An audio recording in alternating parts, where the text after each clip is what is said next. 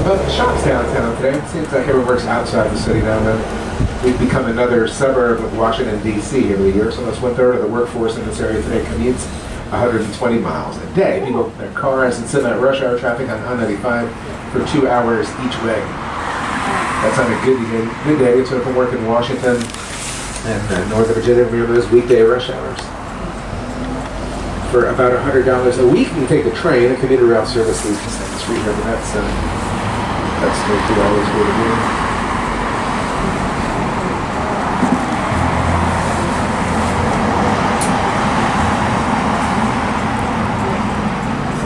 Traffic's much better this month for some reason. Government or my commute's an hour and 15 minutes.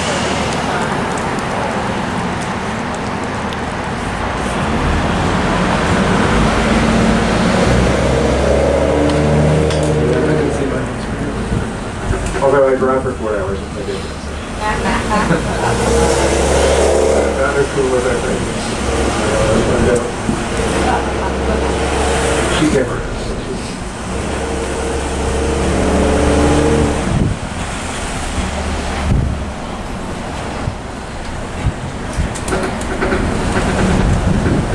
So as we get started here, I'm gonna cross Caroline Street right now. I'll get back on this way later. I'll find some good shops and good restaurants right on the street there a bit later. But I think any tour of this city should start on the Rappahannock River, and that's a body of water that we're going to see to the other side of the old house in the driveway at the end of the next block. The river is the reason that Fredericksburg is here in the first place. For the city's first 150 years, it was a seaport.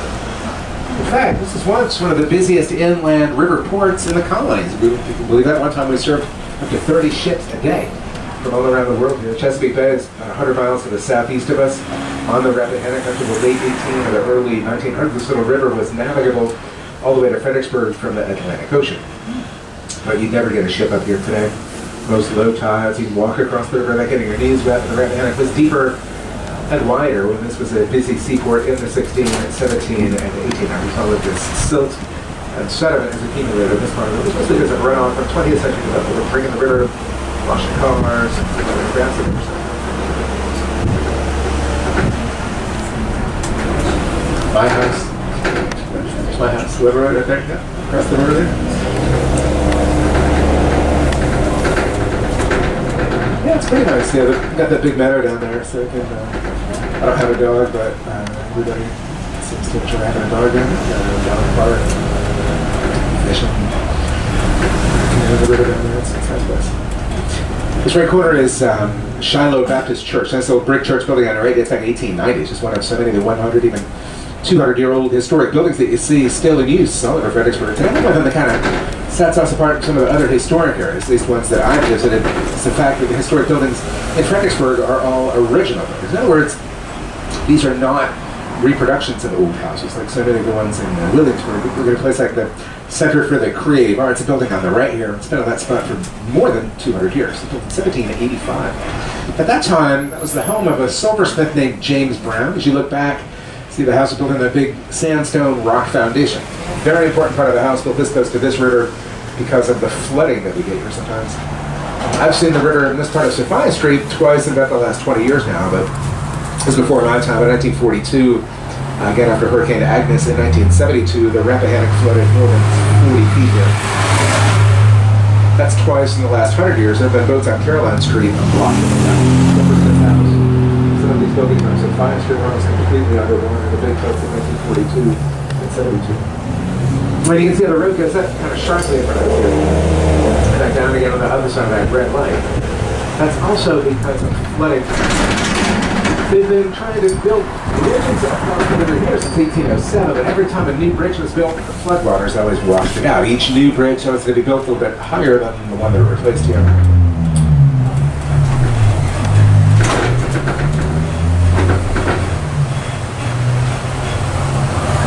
Over the years, they've had to bring in so much fill dirt to make the streets meet ahead of each new bridge that they buried half of that stone warehouse on the right. That door's on the third floor. It's really a four-story building. Walk out of the bridge, look out on the other side, and see how tall the stone warehouse was. It was built in 1813.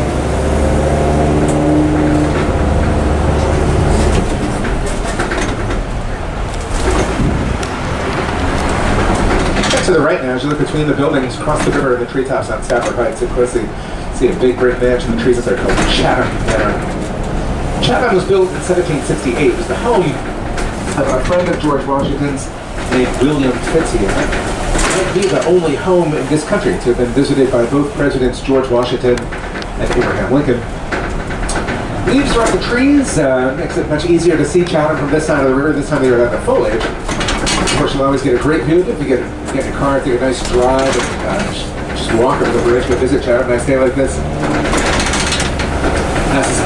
The house is maintained by our National Park Service. Of course, most National Park Service employees are out of work for the foreseeable future, so here's the deal. The gate is open, the parking lot is open. As you can see, you're welcome to go and walk around the grounds. However, there are no employees over there.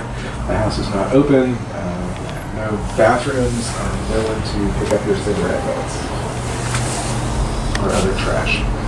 So if you happen to see some trash while you're over there, just grab it and pick it up. Now bring your camera with you over there. So you stand in front of Chatham today and you look across the river at the Fredericksburg skyline. You can see the same courthouse spire, same church steeples. It's almost the same skyline today that Union soldiers saw when they stood there looking at Fredericksburg before the Civil War battle here in 1862. It was late November of 1862, one of the biggest and certainly the best equipped army the world had ever seen began to arrive to cross the river on that ridge, Stafford Heights. The United States Army of the Potomac was huge by 19th century standards, about 118,000 men. I try to put that in some perspective. 118,000 is about the population of all Stafford County over there today. Stafford has 5 high schools, 3 Walmarts.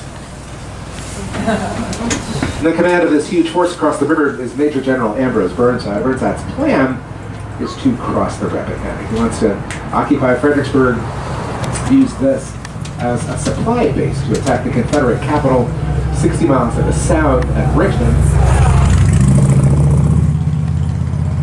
Richmond is on this side of the river, and the Union supplies come from Washington, 60 miles to the north, and that's on the other side. Burnside feels this is the best place to cross. And it is, even though, remember, the river is much deeper. In 1862, Burnside knows Confederates have burned the bridges that lead into the city. The general has a plan for that, sort of these portable floating pontoon bridges to meet the army from Washington. For some reason, this equipment arrives 10 days late. 2 weeks go by. Union troops have to wait around over there in the cold and the rain as they watch the river rise. They also watch 78,000 Confederates under the command of Robert E. Lee being up on the high ground just west of the city on a ridge called Marie's Heights. I'll take you up there a little bit later. 1,500 Mississippian sharpshooters are positioned in the warehouses down in this riverbank. 2 o'clock in the morning, December 11th, these guys start to hear some activity on the other side. You can't see through the heavy fog at first that morning, but they can hear wagons rolling down the hill. There's shouting and splashing going on just across the river, and they know that the Union engineers are floating out the first sections of that bridge, and the crossing is underway.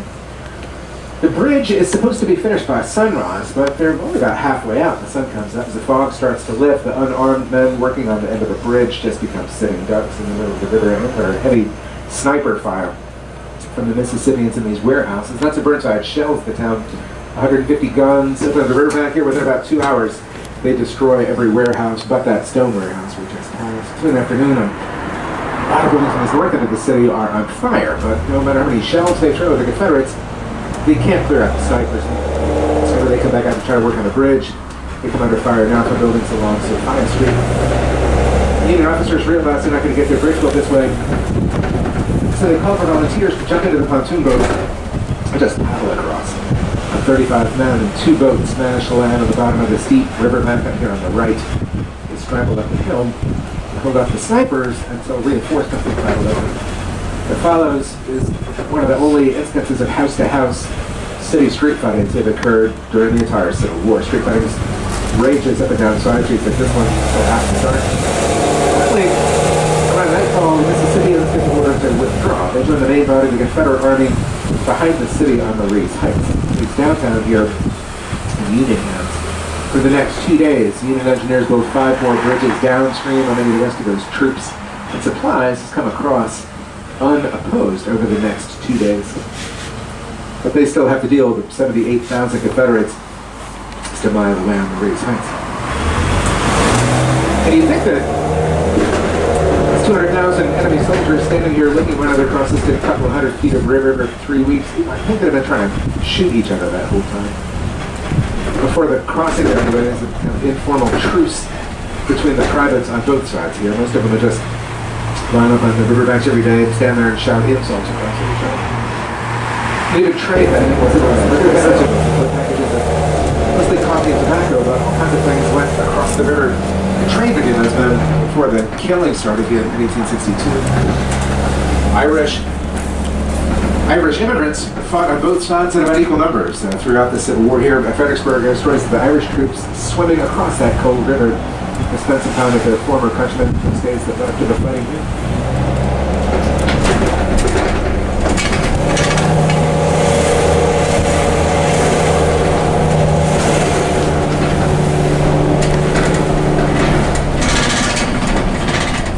To the left is what might be the oldest home in the city. Parts of this White House on your left date back to the early 1740s. It's a private home. At the time of the American Revolution, this is the home of a patriot named Charles Dick.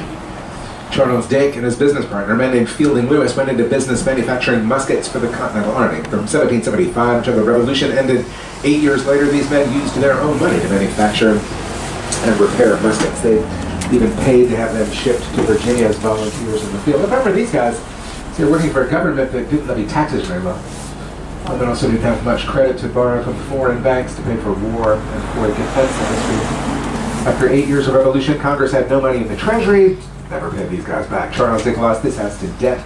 His partner, Fielding Lewis, didn't live to have to see his family sell Kenmore Plantation, trying to pay back his war debts. And both of these men, and these were the wealthiest men in the city in 1775. They both gave nearly everything that they had to this city.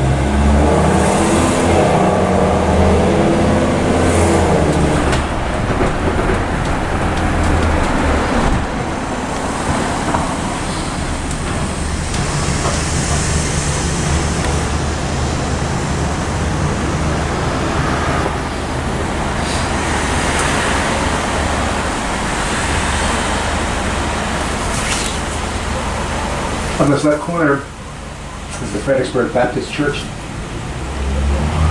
Look up as they go through the intersection. That's one of those steeples that the Union soldiers could see from across the river 157 years ago. The building predates the Civil War by almost 10 years. It was in 1854. The big architect of the church building was James Renwick. James Renwick was the most important American architect of the 19th century. I'll show you one of Renwick's buildings right up the street here in just a minute. First, on this right corner is Hyperion Espresso.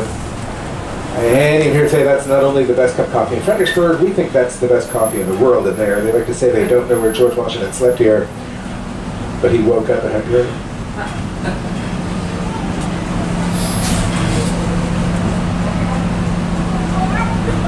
Look at Noodle House over there too, that opened about a year ago. It's one of my favorite places to go for lunch. Casual, affordable.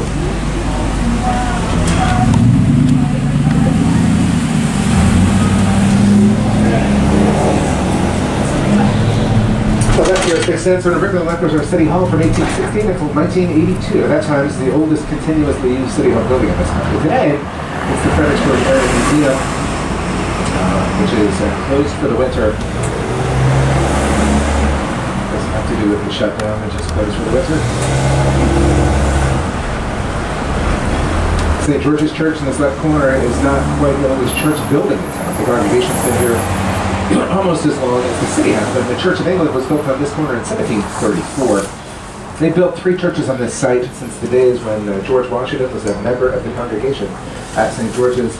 This building dates back to 1849. It's a beautiful old church. Those red doors are always unlocked. You're more than welcome to go in and look around if you want to. 3 of the stained glass windows of St. George's come from Tiffany's in New York City. Very little cemetery are some relatives of people you know. The father of Martha Washington was Colonel John Dandridge. He's buried here. So is the brother of the sea captain, John Paul Jones.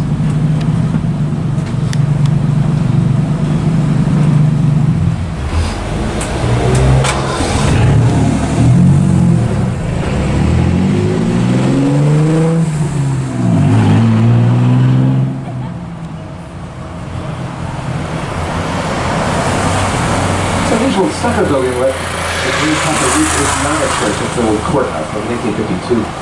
courthouse here was also designed by James Rennick. Remember the architect who did the Baptist Church 2 blocks behind us on Princess Anne Street? James Rennick is probably best known as the architect of St. Patrick's Cathedral in New York City. It looks like that red Smithsonian castle on the mall in Washington. So Rennick building you might have seen. He did much work at brick and stone. James Rennick must have turned over in his grave in 1960 with a stuccoed old courthouse. It was a sandstone or brick building. It had a slate roof when it was designed and built in the 1850s. The courthouse was damaged in a fire around the turn of the century. That's probably why it was stuccoed. I'm going to go way out on a limb here and guess that's what they built the firehouse right next door in 1905. It's an office building there.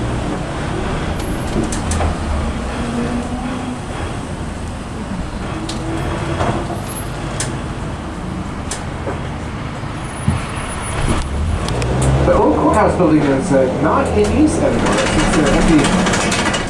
Ever since the new courthouse was built here on the left. This is the new courthouse, up about 4.5 years ago in 2014. I'll ride down to the south end of the city now and show you a couple of Fredericksburg early suburbs.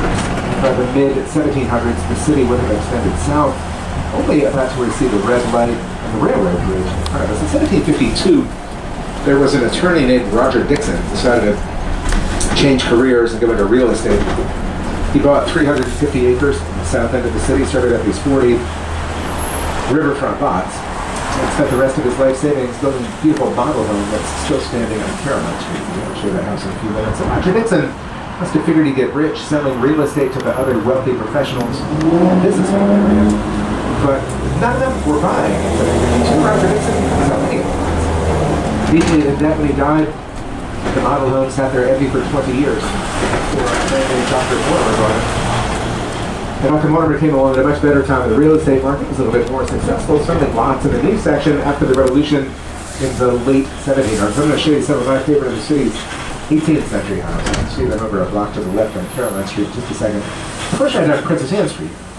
The houses on this end of Princess Anne Street were built a bit later. These were built in the 1800s.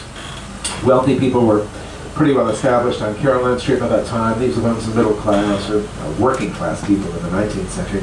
You can tell that by looking at the size and especially at the width of these houses. This green one on your left is a good example. It's built in 1882.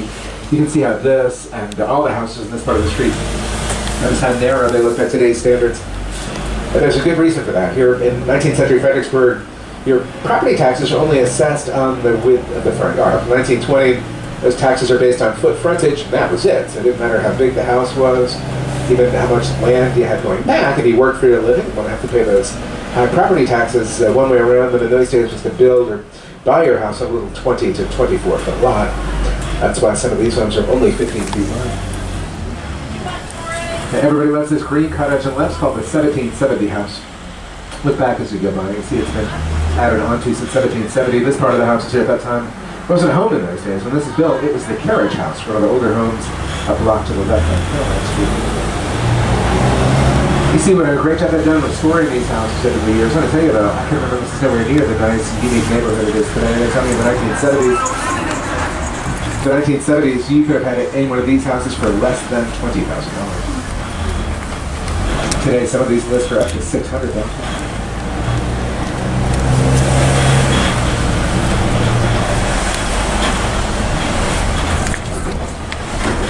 $2 million today. Across the intersection, the right old house called the Sentry Box, built in 1786. At that time, it was the home of a Revolutionary War general named George Weed. I always point out the boxwoods in front of the house. This big bushes along the front walker, about 100 years old. It's English boxwood, only grows 1 or 2 inches a year. They tell me that some of the bigger bushes on that property are more than 200 years old.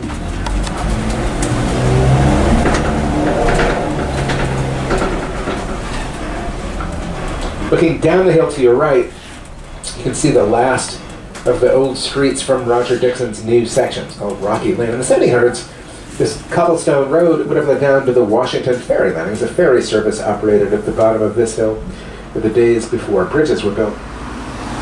Before the Battle of Fredericksburg, Union engineers built 2 of those pontoon bridges for this hill. Thousands of Union soldiers crossed the river down there as they marched up Rocky Lane, spoke into this part of Caroline Street and all the abandoned streets of the city.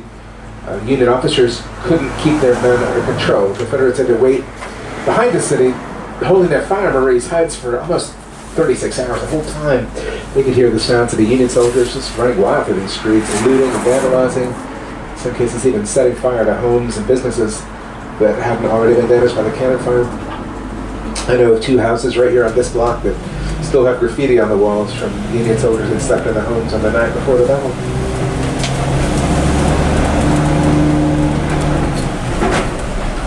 On your right is a white painted brick house, and that's the model home I talked about. Roger Dixon built this, trying to real estate in the new section. That was new 266 years ago. It was built in 1752. Yeah. Our 5th president, James Monroe, lived next door for a few years in the 1780s. I think James Monroe lived from 1786 until 1789 in this white house on the right. It's another $2 million private home today. See some of the addition on the other side of that one from here.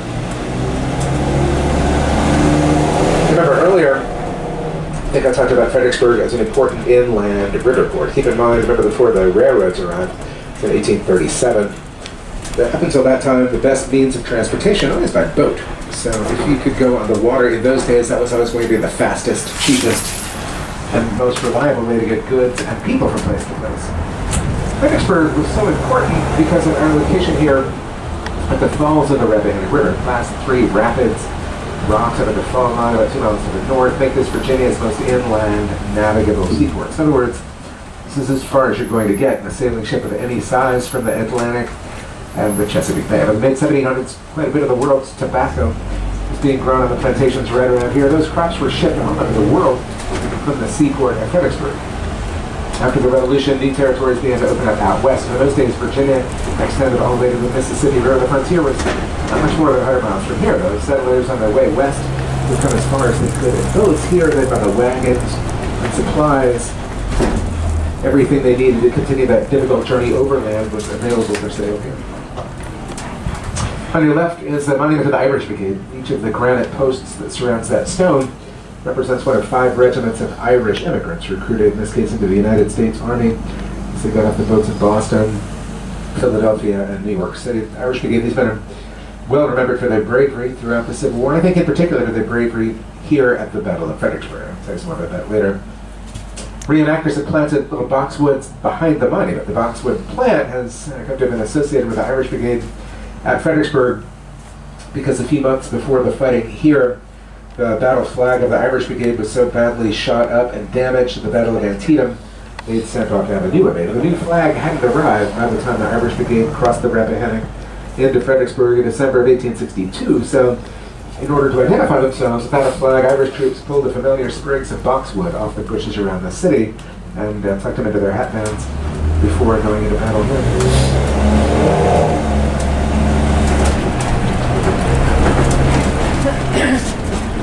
It's like low tide on the river now. We're affected by a 3-foot tide here each day. Top right Virginia begins at Fredericksburg, 2 miles upriver at the fall line. That word Rappahannock is a Powhatan Indian word that probably refers to the coming and going of tides. Rappahannock means something like a river that flows in both directions. Across the river, behind us back there is the site of Ferry Farm. 1700s, that was called the Washington Farm. There aren't any original buildings over there. It's a reproduction of the Boyhood Home. Just built that about 2 years ago. And it's also closed for the winter, sorry. It's built right on the foundation of the original house, which burned in 1824, and that was where George Washington lived from the age of 6 to the age of about 20. So if George really had chopped down his father's cherry tree or thrown the silver dollar across the Potomac, he's probably throwing rocks or something across the Rappahannock. And his Boyhood Home right there at Ferry Farm. And George Washington didn't really live on the Potomac at Mount Vernon until he was pretty well into his 20s. The Potomac River is a mile across up there. Well, I've read that a dollar went a lot farther back in those days. Oh. 7 years old. And his father, Augustine, died, left him 10 enslaved people, about 600 acres across the river in Stafford County. 600 acres sounds like a pretty good piece of land to us these days. Around 10 human beings to work it for the rest of their lives. That was considered next to nothing by the standards of the big Virginia landowners of the 18th century. A couple of examples, like Thomas Jefferson, a little bit younger than George Washington. Thomas Jefferson inherited 14,000 acres from his father. Smallpox epidemic in 1752. George first took a lifetime lease on Mount Vernon. When his sister-in-law remarried, he inherited that and wanted to become the father of our country. George Washington came to most of his wealth in 1759 when he met and married a rich widow, Martha Custis. Martha's first husband had left her about 100,000 acres.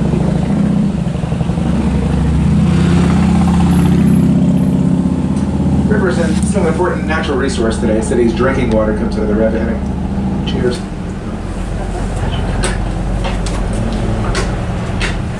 Our city dock and the rising tides in the summers. There's actually birds fishing the river too. Hundreds of great blue heron make their homes here. If you're lucky, you might spot an osprey, maybe even a bald eagle fishing the Rappahannock. Close to 500 bald eagles on this river.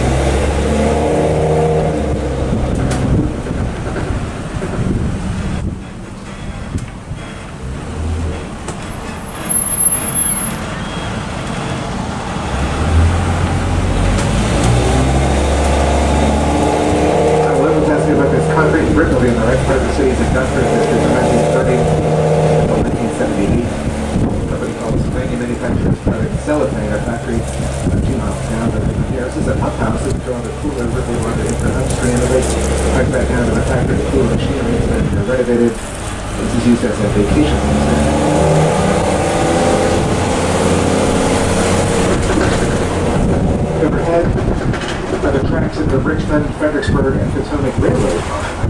It's such an important part of this city since before the Civil War. The railroad did was cause the decline of the people here in the 1800s. There was one of the big reasons that Fredericksburg was so important to the supply lines.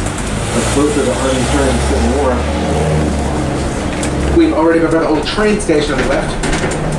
We're going to the left there's a rail station that was built in 1910.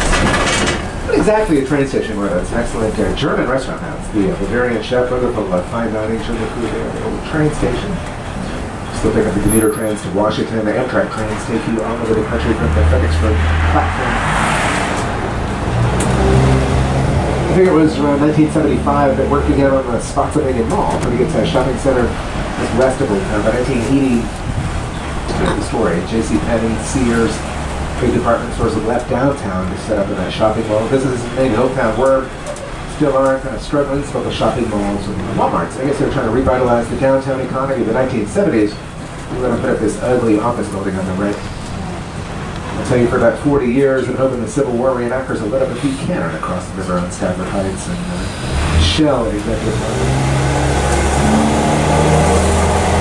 They did a much better job in the hotel's courtyard by Marriott. This has been 10 years ago. So I'm inside. If you're not staying here, everyone's welcome to enjoy the amenities in the lobby. It's a nice place to kind of relax and enjoy a beverage and figure out what to do the rest of the day. Get finished your day.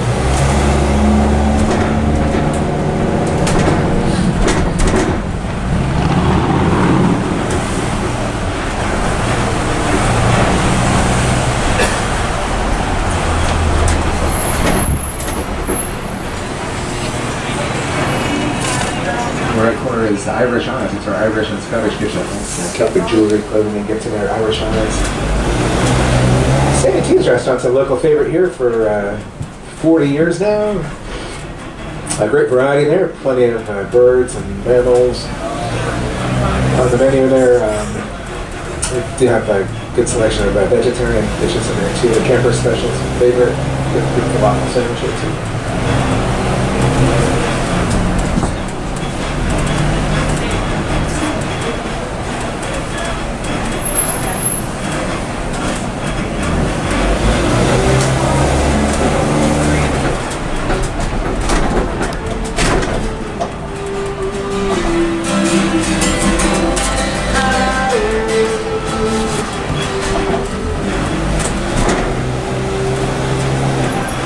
In 1960, this green building on the left was the People's Drug Store. On the right is a Grant's department store. Across the street was Woolworths.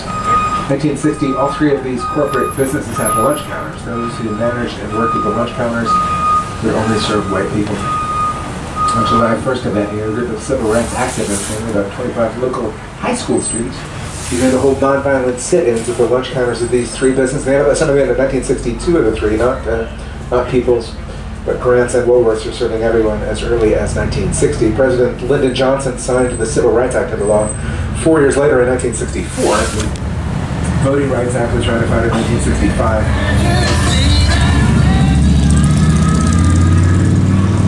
The United States Supreme Court, in a unanimous decision, Legal last interracial marriage in Virginia, of course, not the United States, 1967. Plaintiffs in that landmark Supreme Court case, Mildred and Richard Loving, are arrested by Caroline County Sheriff's just 20 miles that way. It's called Central Point, Virginia, for the crime of being married to each other.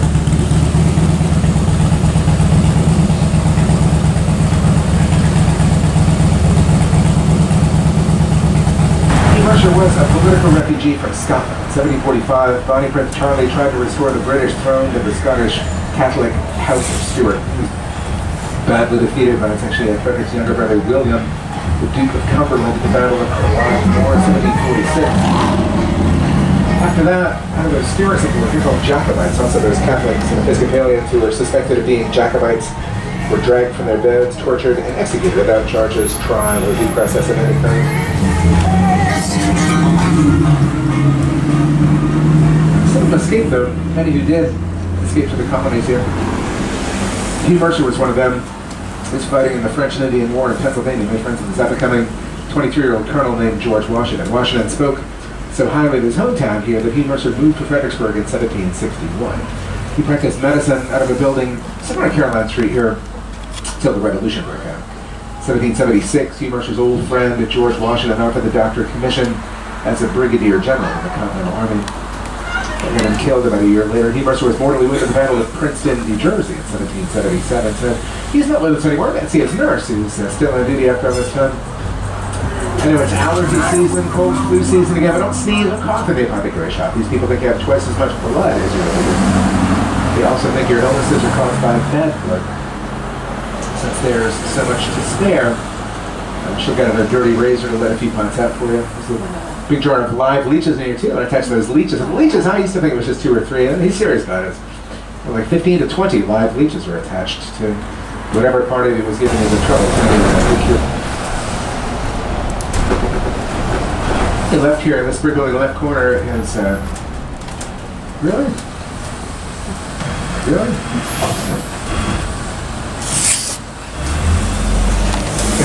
Defective mirror on the truck there, I guess. Brick on the left corner is the CJ Cruise just been restored. Goods have been a dry goods store, a retail store that belonged to George Washington's brother-in-law, Fielding Loomis, as early as 1749. It's one of the oldest commercial buildings in the country. Another one coming up on your left here is the Rising Sun Tavern. The house is built in 1760. And for about 20 years, this old house on the left was the home of George Washington's youngest brother, Charles. Charles Washington and his family lived here until 1781. That's when they went out west and established a city we call Charlestown, West Virginia today. It's also when this house became a tavern for the first time. Charles leased his home to a tavern keeper named John Fraser.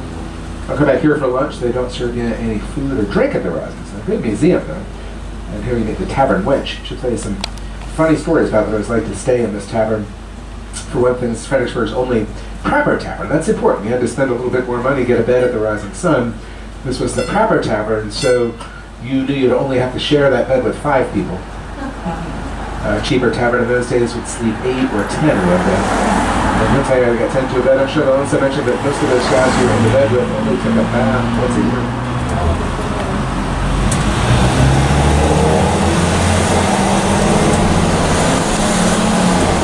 1710, King George II sent Alexander Spotswood to Virginia to be our colonial administrator. Spotswood was the governor here from 1710 until 1722.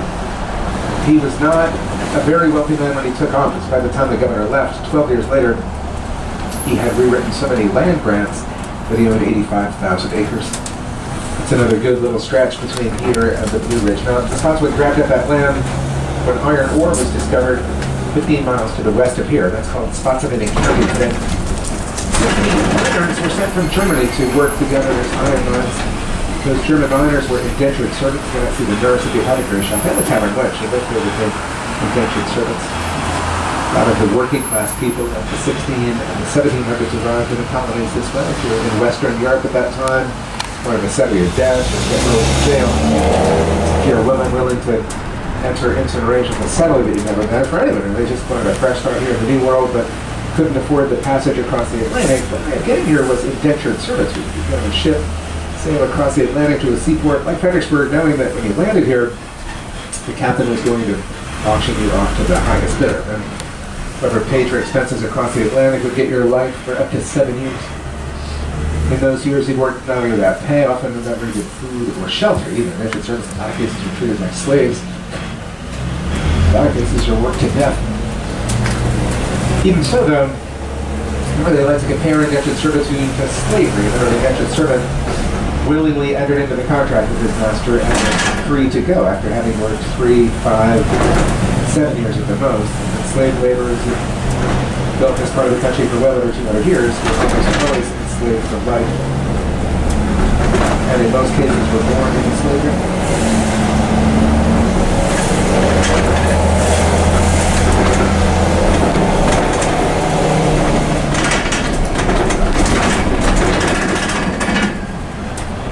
Washington's mother, Mary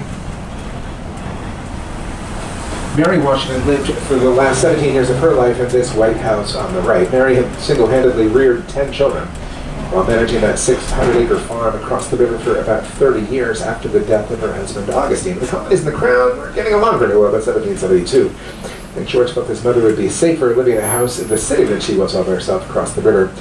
He sold the farm to Dr. Mercer, bought this house and his brother-in-law, Fielding Lewis, who would live just a few blocks from here with Mary's only daughter, Betty. Back spent some time with Mary. You'll see some of her personal belongings on display. Things like the Washington family tea set is just inside of the dining room table. The thing I love about this house is that so many of its floorboards are original from the 18th century. You're walking on the same floors here, the George Washington, Thomas Jefferson, and the Marquis de Lafayette, among others, walked on the big visit room. And we almost lost this house in 1890. One of the big attractions of the Chicago World's Fair at the turn of the century was an exhibit of historic books. We got into the Indians who lived here. Some of them still do. They're called Rappahannocks. Rappahannocks are members of the Powhatan Confederation. They know that the first Americans hunted and farmed this land. They were fishing the falls of the river as early as 1000 and maybe even as early as 10,000 BC. The first Englishman to explore this area was Captain John Smith, 1608. John Smith and a crew of 12 sailed up the Rappahannock from the Jamestown settlement. They were in search of gold and the Pacific Ocean. They didn't find either of those things. What they did find were the falls of the Rappahannock River, and this is about as far as they got. Here they came under attack from some of the natives.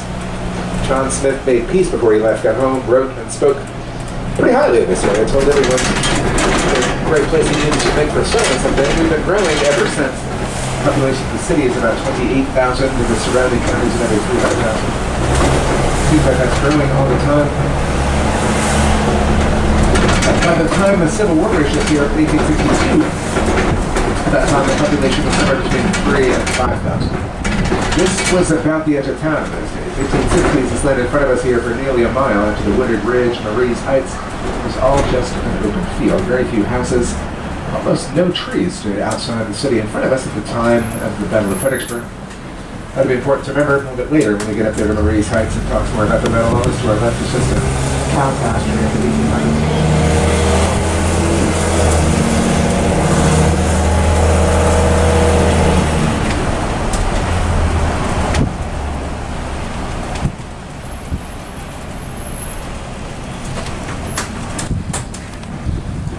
Some people enjoy camping. Some people are doing it wrong.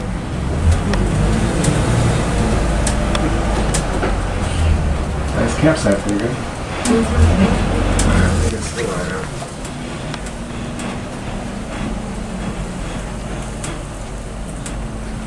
One of my favorite pastimes is reading bad reviews of campgrounds. So it's either like a trailer park that they didn't live, and the other one is that there's all these trees and I can't get mine. We're at a 1,200-acre tobacco plantation in the 1700s. So you're looking at, here's the back, this is the carriage entrance. Homes from that period are built like this, facing the river. Another beautiful garden on the other side of Kenmore, and I wish you could see it, but Kenmore happens to be closed for the winter as well. Sorry about that. Come back in the springtime though.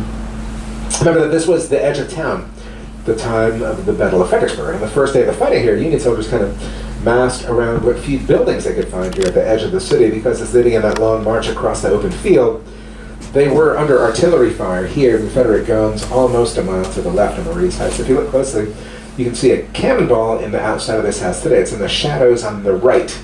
It's Just above that dark brick border between the upper windows on the right and the lower windows on the right, a little round black thing in the wall. In between those 4 windows on the right side of the big house is a cannonball.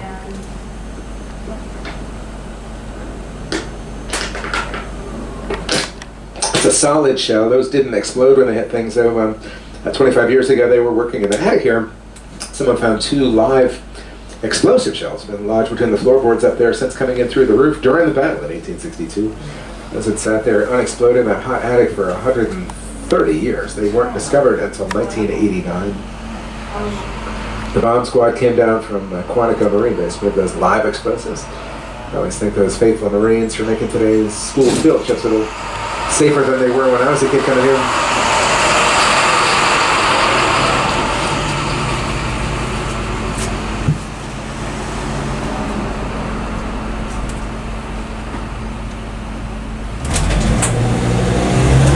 On your left is another famous battlefield for our high school football teams that made history, shed their blood since 1908. I'm sorry, I figured that's what else. On your left is not what I was talking about a second ago.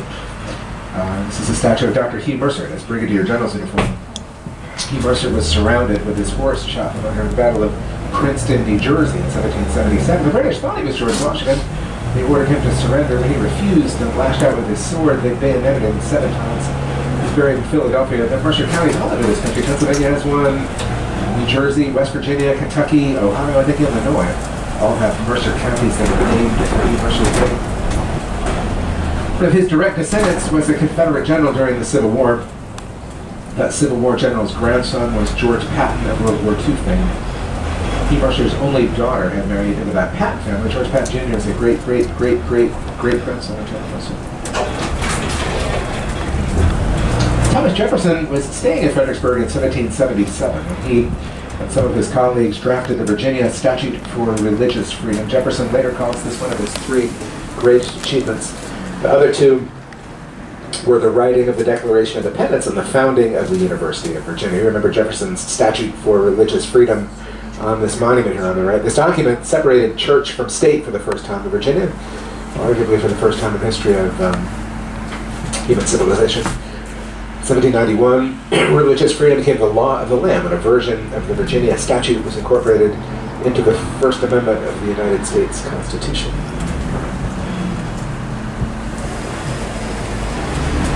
Mary Washington was 81 when she died in 1789. 81 is almost twice the average lifespan of women in those days. Mary had specifically asked that her will be buried here. This is her gravesite. She called this Meditation Rock.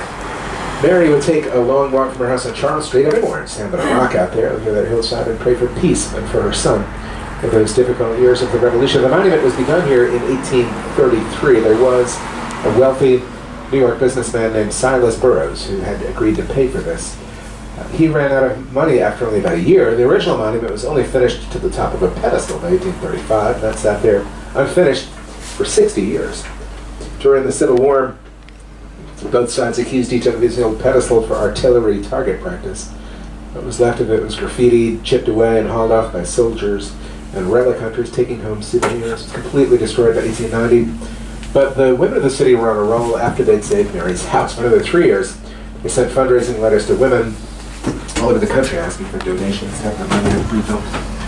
What you see today was unveiled in 1894 by President Grover Cleveland. I'll pull up a little bit here. On this side you can read Mary, the mother of Washington. The other side reads, erected by her countrywomen. It's the first monument ever to have been built in this country to a woman by women.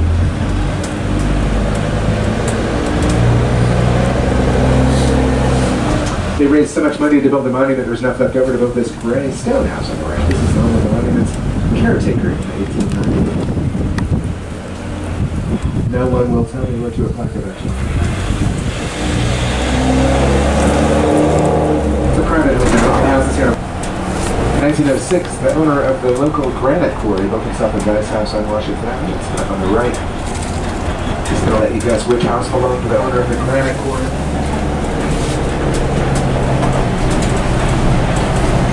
May 10th, 1865, less than 1 month after General Lee surrendered his Confederate Army at Appomattox, the Ladies Memorial Association of Fredericksburg was formed. And the purpose of that group was to raise the money to buy this land on the right. Here's a place where they could bury Confederate soldiers. They bought from the gates in front of us to the end of the wall behind us, and that's where the homes are now on the right. In the year that followed the Civil War, almost 3,000 Confederate soldiers were dug up from shallow graves and battlefields under the area, buried together in one place here, but two-thirds of those soldiers' names are unknown.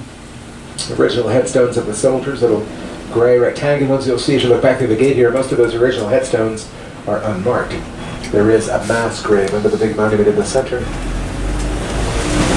On this side of the gate is an older cemetery. It goes back to the earlier 1800s, called the City Cemetery. After almost 200 years, it's still an open, working cemetery today. We still have burials in here sometimes.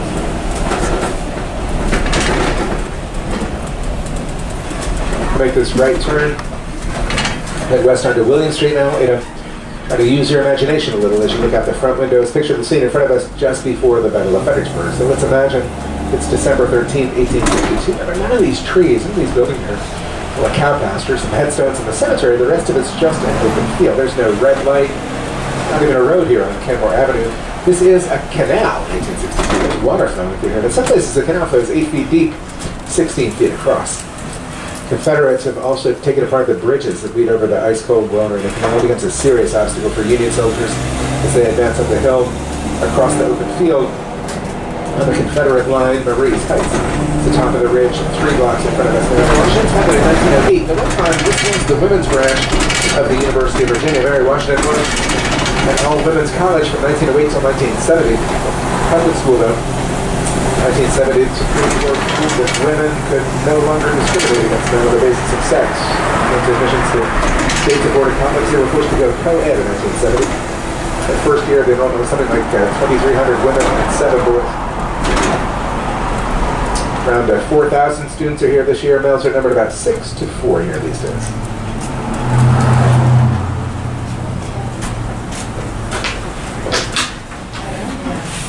Important part of the city because this is the high ground in Fredericksburg. As you look out to your left here, I think you'll see what I mean when I say that we're on the high ground. You can take a look through this church parking lot between the trees and the buildings. You might get a glimpse of the green steeple of St. George's Church downtown on Fredericksburg Street. Remember the church of the red doors from earlier. See just where we are now. You know anything about military history and other points of high ground, especially the defenders, Robert E. Lee and his lieutenants, General Stonewall Jackson, who was in charge of the Confederate right flank a few miles in front of us. I think in particular, Confederate General on this part of the battlefield, James Longstreet. These men were well aware of the importance of high ground when they chose this 5-mile ridge from which to defend Fredericksburg in 1862. The ridge takes its name from John Lawrence Marie. It's spelled M-A-R-Y-E.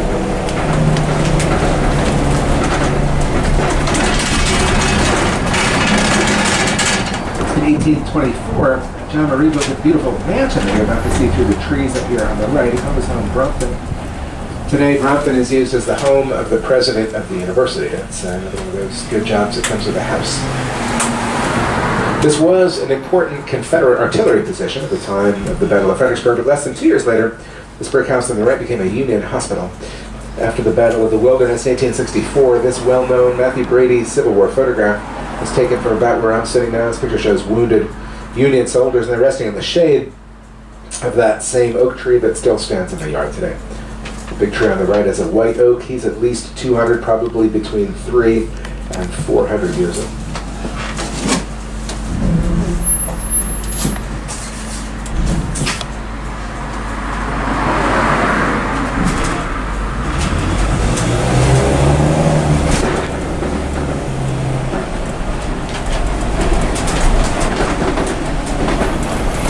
Looking to your right down here, you'll see what was just an old dirt farm road in 1862. Over the years, all the heavy traffic coming through here had worn a deep groove through the bottom of this dirt roadbed. That's what the soldiers who fought here called it Sunken Road.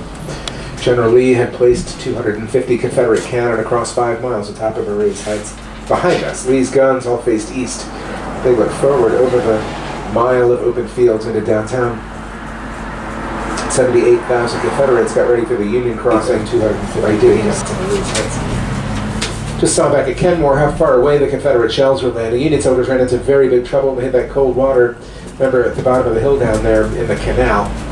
as thousands of Union soldiers backed up on the open field, waiting for the front ranks to find the places shallow enough to get through the water, made them easy targets of the big guns on the raid sites. Those who made it through the canal came another 30 yards up the hill and all had to stop again. This time the obstacle was just a post and rail fence, but again thousands had to mill around the open field, waiting their turn now to climb over a fence. As the shod and soldiers here showed barbarians, apes, dogs, a swarm of locusts.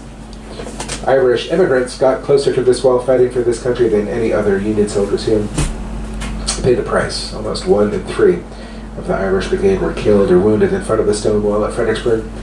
At the end of 2 days of fighting, more than 12,500 United States soldiers lay dead or wounded on this field. Confederate casualties in the sunken road alone, almost unthinkable, but today's the officers were permission to go over the wall and carry water to the wounded. For hours, he was denied permission to do that until it was like suicide. The release of the enemy out here, Berkeley kept insisting. He finally let him go on the condition that he and there were made refugees by the Battle of Fredericksburg. General Lee had ordered the evacuation of civilians for their own safety, and most people did leave town before war and destroyed their homes and their livelihoods. A few stayed with their houses anyway. One of them was Martha Stevens. Martha was living alone in a house up on the sunken road when she woke up to the Battle of Fredericksburg raging in her front backyard. Her house isn't there anymore. She's remembered on the stone's habit there as a friend of the Confederate soldier. Martha risked her life nursing wounded Confederates in the sunken road. She made so many bandages, she tore up all the material in her house. When Martha ran out of bed sheets, tablecloths, curtains, and clothing, she even tore off the bottom of the dress that she was wearing to make a few more bandages that day.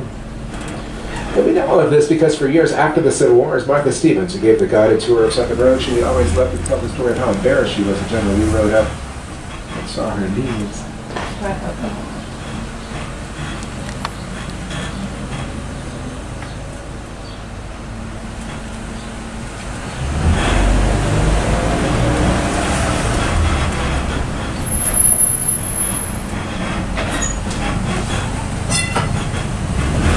Once again, most employees of our National Park Service are out of work right now.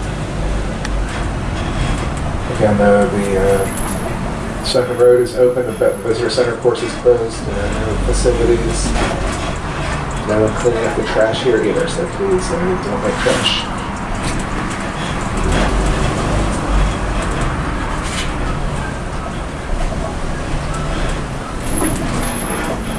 I'll turn left here is make this left turn to the right. The terraced hillside on the right is the Fredericksburg National Cemetery. More than 15,000 United States soldiers are buried there. Over 15,000 is 5 times the population here in 1862. Yeah, about 2/3 of those soldiers' names are at that time. This is the front part of this brick house on the left corner. Look at the side street to the left. You see we're less than 100 yards from Sunken Road. A well-trained Confederate soldier standing behind that wall today could put 3 to 5 bullets a minute through any one of the windows of the trolley at this distance. And this is as close to the wall as all but the Irish Brigade made it. Eyewitnesses wrote, anyone who'd survived crossing the field this far is either in or behind this brick house or pinned down for almost 24 hours in a ditch that still runs behind some of these buildings on the right. As darkness fell on that first, the bloodiest day of fighting on December the 13th, a strange thing over here, Aurora Borealis lit up the skies and clouds out there. One of the nights is a rare sight this far south. I've never seen that. Southerners of the 19th century had never seen or even heard of the Northern Lights. Confederate soldiers had no idea what that was. Someone thought Washington, D.C. was on fire. The Confederates took it as a sign from God that they'd been in 1862. One of my guys, God won. The Confederacy won so many of these early battles. After the overwhelming Confederate victory here, quite a few northern newspapers took up a cry for an end of the fight. The Battle of Fredericksburg ended up the night of December 14th. The United States Army took advantage of the noise of darkness and a rainstorm and quietly slipped back across the river. These men on the bridge this morning on the 15th, Confederate survivors surprised to 300 down.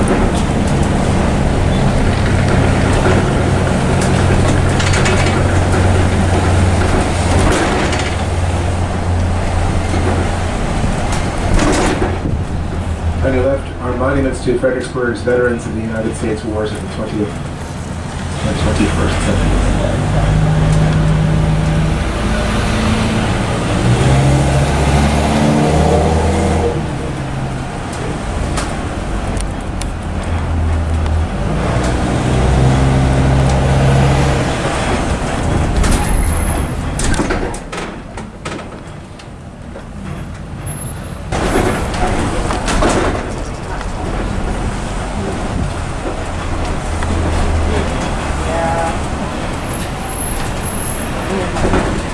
To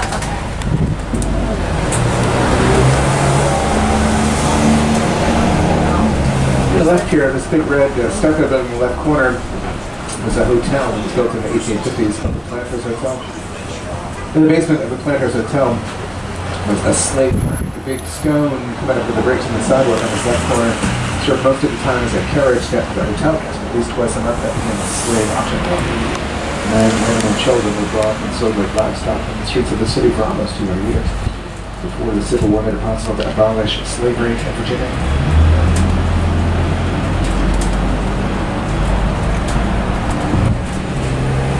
James Monroe was a 28-year-old attorney when he moved here in 1786 and set up his first law building in Philadelphia. Some of the headstones in the Masonic Cemetery on the right back to the 1780s, just one of so many old cemeteries you find all over this area. It's interesting. I'm having a nice day like this, walk around the old cemetery, see how far back in time you can go, reading the dates, the names, and epitaphs on those headstones.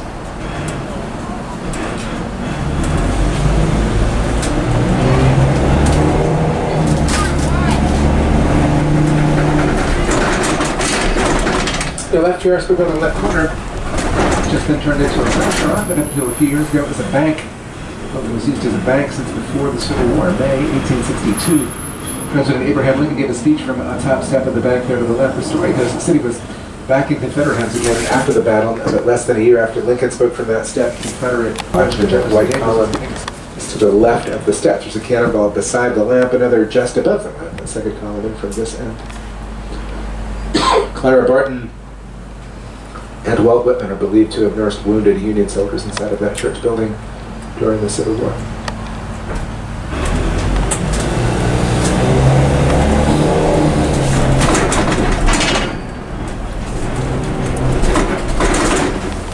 I've been together for over an hour here this afternoon. I'll tell you about some of the first one to admit that really good on this tour is an introduction. All there is to see, all there is to do around here. I say if you want to see it all, give yourself at least 3 days, at least